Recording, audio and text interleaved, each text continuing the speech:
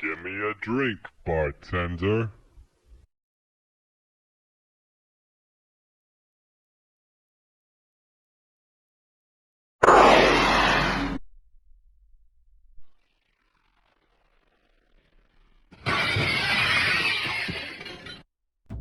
Welcome to Courtesy to the Commons, the show where we take the lowest rarity in Yu-Gi-Oh! And bring out its hidden potential. This is a common only and sealed only Yu-Gi-Oh! Challenge, and this time we are going to iron out a bunch of filler cards in our deck. Last time we got some pretty interesting games with the new Ash Blossom and annoyed a bunch of people with a 2010 card again. Notung is our deck master, and we play stuff like Cyber's Reminder in the extra deck due to a lack of better options. But better options is what we're gonna get this time, to fill all the little gaps and holes in the deck with stuff that can be pretty generic at times, but in the end will hopefully work out. Last time we got Juggernaut Liebe as a secret, which I sold for $7, and I found a buyer for the rose strings as well. I sold them for $3 altogether just to get to an additional product this episode. With that, we have $30 to work with. And we got two structure decks again. We are not done with them just now. First up is Power Code Link. This structure deck has more of the Cybers type monsters, which either fall flat, or are too specific, or are slightly more useful, but they are not common. Including something that relies too heavy on Cybers types would tear apart our current strategy anyway, so we learned the hard way that we just avoid doing that. We banish the shiny cards to the binder zone and focus on the other loot. I singled out some cards that are relevant to our current deck and may be interesting to look at as a tool later on, but this is mostly how we're gonna do this now, instead of just focusing on the whole deck at once. We got 5 contenders. First up, Reborn Tengu. Wow, that was some time ago, was it? When this face-up yokai leaves the field, special summon another one from the deck. Still relevant, especially when we would have gotten 3. I checked, for now these two are the only one we can get in common rarities, so that is a nerfed version of what we can do, but a thing to consider nonetheless. The attribute and type also play a role in our deck, and both are not really what we want to see right now though. Next up, Effect Veiler. Do I really need to explain Effect Veiler? Well, I'll do it just in case. 2010 not only gave us Battle Fader, we also got a hand trap that still sees heavy play today. The effect states, discard during the opponent's main phase to disable the effect of a monster. Simple, effective and relevant during the phase people are doing their stuff. We are moving on to Cyber's Gadget. It allows you to summon back a level 2 or lower monster from the grave upon normal summoning. If this card is sent from the field to the grave, you can summon the level 2 Cyber's token, and the token effect is hard once per turn. Do I smell a potential link climb? Well, maybe. I mean, that's what it is intended to do, but in our current deck there aren't that many level 2s, and it isn't really a turn 1 card, so it is interesting to look at, but I'll probably skip it. G-Nex Ally Birdman. A decade ago, this card emerged from the wacky collection that was Hidden Arsenal. This is a robot modeled after a bird. Oh wait. Maybe birds aren't real after all. Right now this sits comfortably in the limited list for a reason.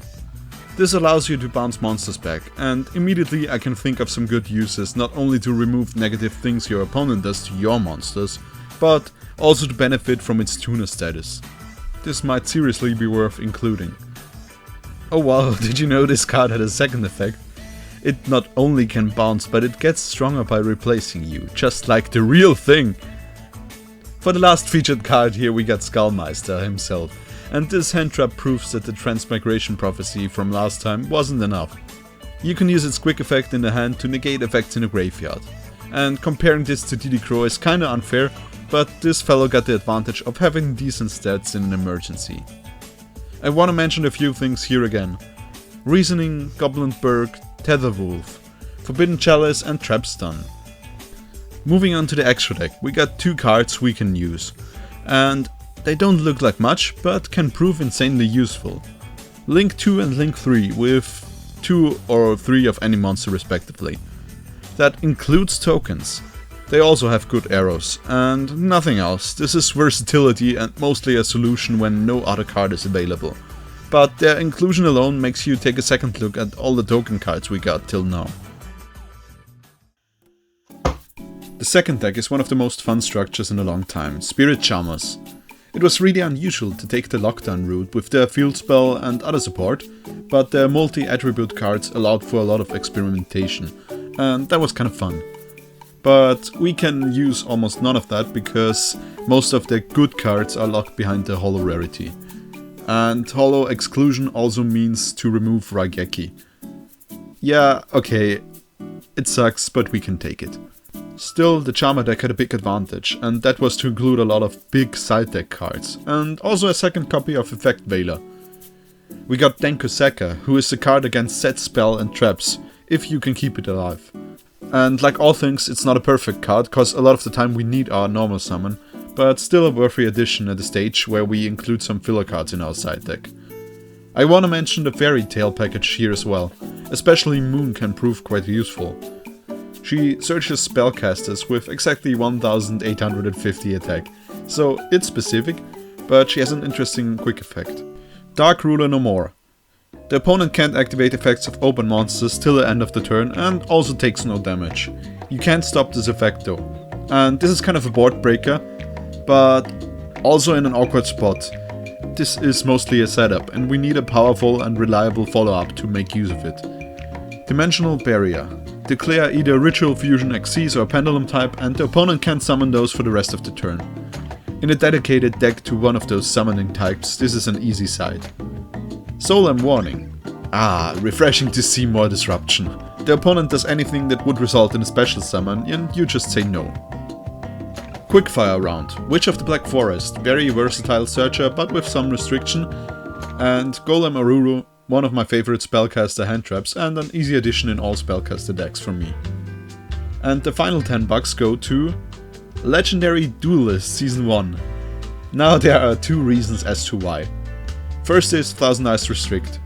We have an instant fusion and can summon this thing, steal an opponent's monster and link climb. It's a bit of an old trick but a useful one nonetheless. Second one is Red Eyes Darkness Metal Dragon, cause special summon when banishing a dragon you control, and he himself can also special summon as well.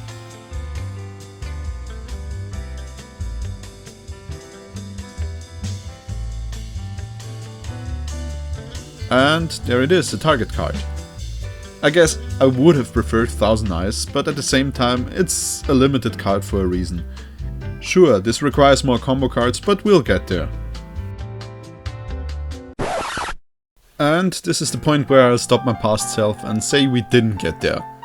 I built two versions of a deck this time. One where I made only small adjustments to the deck inside and kept it mostly solo dragon plus a little bit of special summoning. And the second included spellcasters and shadows again. Cause look at the typing, it's perfect. I tried out some test hands and settled for the dragon deck again because really the spellcasters didn't quite work out. The main reason for building this was Golem Aruru, but it was far too convoluted again. My choice wasn't really successful either. I can go into endless detail as to why, but with only mild additions to the main deck, short matches, no real substance, and me being ruthlessly murdered with virtual cardboard, I just figured that wasn't exactly fun to watch. So I decided on something else. The title gives it away, I made this a two-parter with one more fun addition. If we consider this 2 episodes in one, here are the scores of the first part. So we move on with the budget of 20 bucks again and make this episode 7 as well. I thought why not go with the time and open the newest thing available at the time of recording this, and this is 2021 Tin of Ancient Battles. Anytime something new comes out, I find myself browsing through the comments to find potentially interesting stuff to feature here, and this time I was quite pleased with what I found. There are so many interesting routes I can take with this, and I prefer to take something that is more interesting to watch than to kind of take the obvious route and go with the most powerful edition I can go with anytime. So that kind of explains my booster choices. And I'm really pleased with how this turned out. This was way better than the 2020 tins. We got some interesting hauls to sell. Nadir Servant, Ice Dragon's Prison, Parallel Exceed. That should work out. And in terms of commons, I got 3 for you I wanna feature. Fairy, Dragon and Cybers. First is Red Time Reviver Emitter. Wow, that sure are some interesting hyphen placements. She's a level 2 tuner that's summonable from the hand or grave, but banished afterwards, and the way this happens is interesting. You have to choose one monster on each side of the field and flip them face down. Also, this is a hard once per turn, but with one copy that shouldn't be too much of an issue. Yes, this target, so we'll see. Then there is Feedran, the Winds of Mischief, and he is indeed mischievous. First, if you summon you can target one of your monsters and it makes piercing damage this turn. But this is just a cherry. The main part is the quick effect that can happen during the opponent's turn. You can change the battle position of an opponent's monster and return this card to the hand. Again, this doesn't destroy, but it's a dragon card with a quick effect, so I'm really tempted to see how far I can push this. Last, but definitely, for sure and absolutely not least, Wind Pegasus at Ignister. Put him right on the thumbnail, this card deserves it. Generic materials destroy spell and traps during the main phase, up to the number of at Ignister monsters, but that doesn't really matter, cause we don't have any other. And here it comes. If another card you control is destroyed by battle or card effect, you can choose one card on the opponent's side of the field and shuffle it back into the deck, and that's a really good way of removal. Now let's look at the other stuff we got. Infernity Doom Archfiend negates cards on the field and also potentially destroys should you have no cards in hand. Then, also if you have an empty hand, it gets double battle damage when battling a monster. And the last effect is only relevant if you have a dark synchro monster that's summoned by using this card, so we don't have any. Then there's Malfi Puppy, which needs another beast type monster level 2 to work properly, and our only target at the moment doesn't like that way of summoning, so it sits in our collection for now. And Blizzard, which is a quick spell that shuts down open spells quite effectively. The inclusion of Red Eyes Darkness... okay, Red MD it is. The inclusion of Red MD means we need to think over our total dragons. I cut down on the Galactic Spiral Dragon, so I need to make up for it somehow. I included Dragon Knight of Creation, cause he can theoretically send dragons to the grave, but can also bring them back. Next, I decided against Dark Spirit Luna, and probably my most flip-flopping card ever, Allure of Darkness. Both were just too briggy when we move a bit further away from being a dark-only deck. And Light Swans are also finally out. I included Scapegoat, cause the tokens can now better benefit us. And finally, to bring out the Wind Pegasus more reliably, I added the all-seeing government drone to the deck. The side deck looks pretty dope. You can see a current version here. And with that we hit the field. And yeah, this feels immediately better. The deck performed better with the tin cards. Now granted, I believe luck has some influence over my perception of the deck, but I do believe we are onto something here. There was a mill deck matchup and my opponent just couldn't handle my Twin Twisters. I Ash Blossomed his present card and got through with my new synchro. And this is the first thing I noticed about this deck. Whenever I brought Wind Pegasus out, it helped me out a lot. The shuffling back into the deck is really a blessing, because it can hit any card you want. And the next thing I noticed improving were our other grave options. I'm now in my 7th iteration and still find situations where I can benefit from a turtle in a grave. And Emittance, I hope she's fine with the name, enabled some huge big brain plays. No, it was brains, wasn't it? Oh, there's real brains under there! The best of its kind was against the Blue Eyes player. I hadn't even considered that interaction, but he was building his board up big time and I was just defending by activating Crackdown when he chose to attack Emittance and end his turn. But with her in the grave, I could effectively shut down the negative side effects of Crackdown and have myself a working powerful Axis that can negate spells and shield off attacks.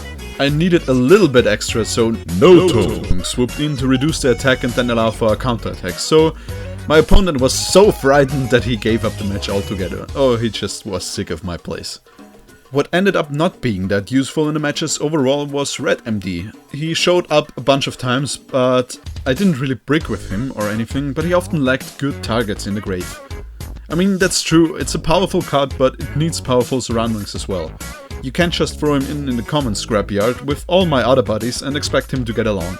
He needs to be in Hurt World with razor blades and death and third impacts as a leisure activity.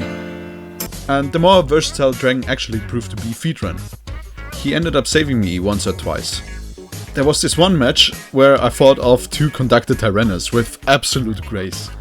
this match really showed the power of all my new additions. First up was a good example of Effect Bailer. Then the boss showed up for the first time.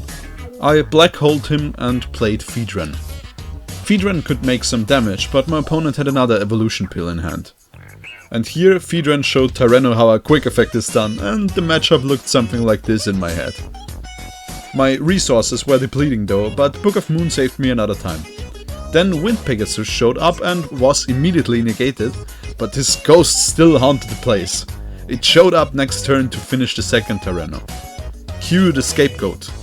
Link shenanigans with the new Link monsters, and my opponent just had a Kaiju, which, to be honest, is just an upgrade to my board at this point, and then realized Reborn isn't that useful in this match. And just quit. Take that, dinosaur! That all isn't to say that I didn't have my fair share of ass-whooping this time around as well. I've yet to see a zombie matchup, for example, where I actually draw my spell and trap destruction, even after I've sided all of it. But there was an interesting Simorg deck that I could fend off a little, but eventually was blown away. Oh yeah, and Crusadia, same story, not a chance. All in all, this round satisfied me more than round 6, and I hope I showed off quite a bit of the new additions as well. Here's the lineup of the matches I've played. And this is also where I do kind of a big build up for next time. I got a suggestion a while back for a really good product to buy for this kind of common challenge. And I was hooked immediately, but the product itself was a bit difficult to get. Recently though, I managed to be at the right place at the right time and got it for a retail price. And it is going to be a really big addition to the deck, so it gets its own little feature episode and also announcement, so tune in next time for sure. For now that's all in terms of production notes, and I'll see you in the next one. Cheers!